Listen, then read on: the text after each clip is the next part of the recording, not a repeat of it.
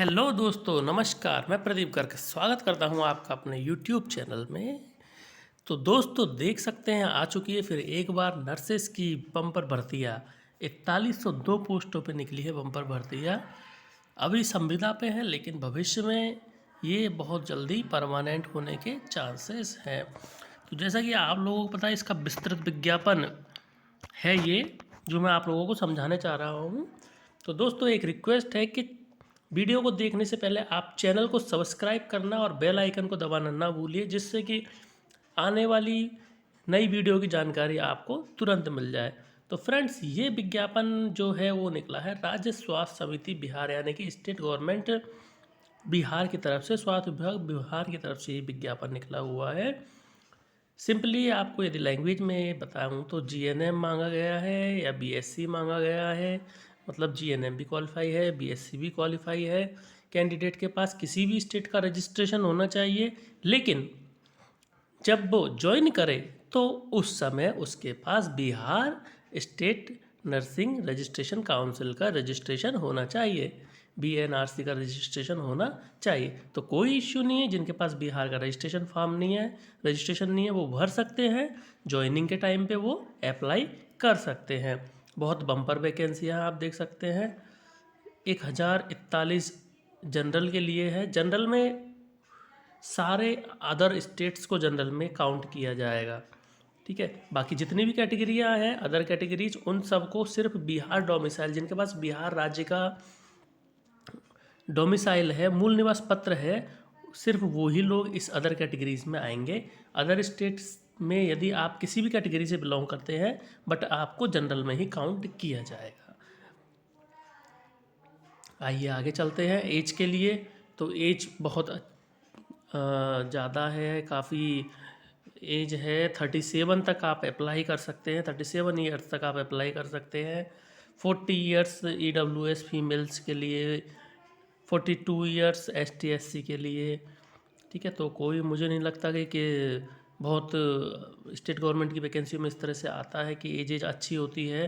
काफ़ी लोग अप्लाई कर सकते हैं, जो पुराने हो चुके वो लोग भी अप्लाई कर सकते हैं, ठीक है। अब आगे बढ़ते हैं। तो आगे लिखा हुआ है ऑनलाइन आवेदन पत्र भरने का दिनांक 31 तारीख से भरा जाना है और 20 जनवरी तक भरा जाना है ऑनलाइन आवेदन, और उसी समय पर भुगतान भी करना है। अभी यहाँ लिखा हुआ है कि ये सिर्फ 11 महीने के लिए है, ठीक है। लेकिन संविदा अवधि का विस्तार 60 वर्ष की आयु तक के लिए नेशनल हेल्थ मिशन के अंतर्गत आरोपी में उक्त पद की स्वीकृति होने एवं धनराशि उपलब्ध होने से पहले की अवधि तक के लिए विस्तार किया जाएगा। तो बिहार गवर्नमेंट ने पहले जो भी कैंडिडेट्स लिए थे वो सब परमानेंट बेस पे डायरेक्टली लिए थे, और जो बंदे आउट ऑफ स्टेट के थे उनको जनरली अच्छी जगहों पे, यानी कि मेजर सिटीज़ में, जैसे कि जिसने जहाँ मांगा, किसी ने मांगा पटना, किसी ने मांगा दरभंगा, इस तरह से, मतलब जिन्होंने जो मांगा उनको वो प्रोवाइड कर दी थी। तो आप यदि अदर स्टेट के तो कोई इश्यू नहीं है, आपको अच्छी जगह मिल जाएगी, मनचाही जगह। तो ऐसा कुछ नहीं है कि आप सोचें कि बिहार के देहात में जाना पड़ेगा, ऐसा कुछ नहीं है। आपको पटना या फिर जो भी आप मेडिकल कॉलेज मांगे, आपको हो सकता है अवेलेबल हो जाए। आरक्षण का तो मैं सिर्फ एक ही शब्द में पूरी चीज़ कहना चाहूँगा कि सिर्फ बिहार स्टेट के जो रहने वाले हैं उन्हीं के लिए आरक्षण है, बाकी किसी को देखने की ज़रूरत ही नहीं है, ठीक है। आवेदन शुल्क लिखा हुआ है, पुरुष है अनरिजर्व कैटेगरी का तो भैया 500 रुपये, महिला के लिए 250 रुपये, ST SC बिहार वाले 250, सबके लिए 250 रुपये। मतलब कुल मिला के एक ही बात कहे कि अनरिजर्व कैटेगरी के पुरुष के लिए 500 रुपये, महिला के लिए 250 रुपये, ठीक है। चयन का आधार देख लेते हैं। तो सर इसमें होगा CBT, कंप्यूटर बेस्ड टेस्ट होगा 100 नंबर का, और वो ही डिसाइड करेगा। इंटरव्यू नॉट अवेलेबल, इंटरव्यू नहीं होगा, यहाँ लिखा हुआ है, ठीक है। तो अब पढ़ते हैं आगे थोड़ा ध्यान से। मेधा सूची में टाई होने पर दिशा निर्देश। अब यदि आपका सिलेक्शन हो गया तो क्या होगा आगे। अंतिम रूप से सफल अभ्यर्थी को मेधा सूची प्राप्त अंकों के आधार पर आरक्षण कोटे पर तैयार की जाएगी, और 2 कैंडिडेट्स को एक जैसे अंक मिलने पर उनके स्थान का निर्धारण उनकी जन्म तिथि के आधार पर किया जाएगा, अर्थात वरीय उम्र मेधा क्रम में ऊपर रहेंगे। ये चीज़ थोड़ी इंपॉर्टेंट है, मैं आपको समझा देता हूँ। जैसे 3 लोगों का सिलेक्शन हुआ और तीनों लोगों के अंक समान है, तीनों लोगों के मार्क्स समान है, तो उसमें से सिलेक्शन किसको मिलेगा?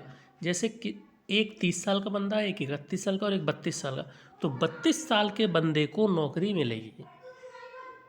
ठीक है, यहाँ ये शब्द लिखे हुए हैं, ऐसा गवर्नमेंट सेक्टर में जनरली होता है। समान अंक प्राप्त करने एवं समान जन्मतिथि वाले 2 या 2 से अधिक अभ्यर्थियों की दशा में मेधा सूची में उनके स्थान का निर्धारण उनकी शैक्षणिक योग्यता के आधार पर, अर्थात शैक्षणिक योग्यता वाले अभ्यर्थी मेधा क्रम में ऊपर रहेंगे। अब सपोज कीजिए कि दोनों बंदे ऐसे आ गए जिनकी जन्म तिथि ही समान है, तो क्या होगा? तो उनमें से उनकी जो क्वालिफ़िकेशन है, जिसकी ज़्यादा क्वालिफ़िकेशन होगी उसको प्रायर पे रखा जाएगा, जिसकी अच्छी परसेंटेज होगी उसको प्रायर पे रखा जाएगा। ठीक है फ्रेंड्स, आगे बढ़ते हैं सीबीटी के बारे में, कंप्यूटर बेस्ड टेस्ट के बारे में। कंप्यूटर बेस्ड टेस्ट बहुत अच्छा है, ये अभी ले रहे हैं, अच्छी बात है। तो अभी आपको अब ये है कि ये काउंसलिंग के समय हमें क्या करना है। काउंसलिंग के समय हमें एक, आप जब भी ऑनलाइन डाटा फिल करें, एप्लीकेशन फिल करें, तो उसकी कॉपी अपने पास ज़रूर रखें। ठीक है, और काउंसलिंग के समय उसको लेके ज़रूर जाए। ठीक है, बाकी यहाँ पर कुछ डॉक्यूमेंट्स लिखे हुए हैं, जैसा कि आप जानते हैं कि फ़ोटो आइडेंटिटी प्रूफ, जन्म तिथि का साक्ष्य जो कि 10th की मार्कशीट सर्टिफिकेट होते हैं वो। ठीक है, सारी क्वालिफिकेशंस, सारे एक्सपीरियंस हमको लेके जाना होता है। आप गवर्नमेंट में वर्किंग है या नहीं है, यदि है तो आपको एनओसी वहाँ से लेके जानी है। ठीक है, यदि आपने किसी अन्य वर्ग से, दिव्यांग, अनुसूचित जाति, जनजाति, तो आपको उस वर्ग का सर्टिफिकेट लेके जाना है। इस तरह से ये सारी चीज़ें लेके जानी है आपको काउंसलिंग के टाइम पे। ठीक है, अब एप्लीकेशन प्रोसेस लिखी हुई है, तो एप्लीकेशन प्रोसेस में सिंपल है, कुछ भी नहीं है।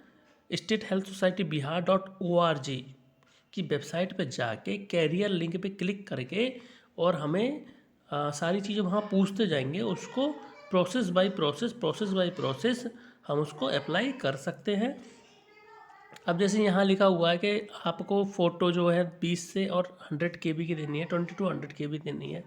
ठीक है, हस्ताक्षर आपको 10 से 100 KB के देने हैं। किसी के ज़्यादा है तो अब कोई इशू नहीं, आप उसको ऑनलाइन उसको रिड्यूस कर सकते हैं और उसको वहीं पे अप्लाई कर सकते हैं। आजकल ये फैसिलिटीज़ फ़ोन में भी अवेलेबल होती है। ठीक है, आपको ज़रूरी नहीं कि आपको किसी इंटरनेट कैफ़े, साइबर कैफ़े पे जाके ज़रूरत हो। आप जस्ट फ़ोन से ही अपने साइजेस को रिड्यूस कर सकते हैं फ़ोटो के सिग्नेचर के, और आप वहाँ पे उसको अटैच कर सकते हैं। ठीक है, आपको एक ईमेल और एक SMS प्राप्त होगा ऑनलाइन आवेदन के में, जो आप नंबर डालेंगे, ईमेल डालेंगे उन्हीं पे। ठीक है, उन्हीं से पूरी प्रक्रिया चलती रहेगी। ठीक है, अब बात करते हैं कि वही वाली चीज़ कि ऑनलाइन आवेदन समर्पित करने के पश्चात अभ्यर्थी को डाउनलोड कर प्रिंट कर लेंगे, तथा मतलब एक जो आपने एप्लीकेशन भरा है उसकी आप प्रिंट अपने पास रख लेंगे। ठीक है, और वहीं से आप जब फॉर्म भर रहे हैं तो आप उसी समय अपना पेमेंट वहाँ से कर देंगे। उक्त पद की काउंसलिंग होती किसी प्रकार का TAD या अनुमान नहीं होगा। ठीक है, तो ये थी विस्तृत विज्ञापन, बिहार स्टेट गवर्नमेंट से निकलने वाली वैकेंसी विज्ञापन संख्या 11/2020 के बारे में। तो फ्रेंड्स, अच्छी वैकेंसियां हैं, आप अप्लाई करें। आप ये नहीं देखें कि ये संविदा पे है। ठीक है, ये संविदा पे है प्रेजेंट में, लेकिन ज़्यादातर चांसेस है कि after 2 to 3 years they will be permanent. So my suggestion is that if you want to get a permanent job, then you should apply for this job. This is good job. Okay friends, और एक चीज़ नहीं भूलिए, आप channel को नई updates के बारे में सब्सक्राइब नहीं करना भूलिए। Thank you friends.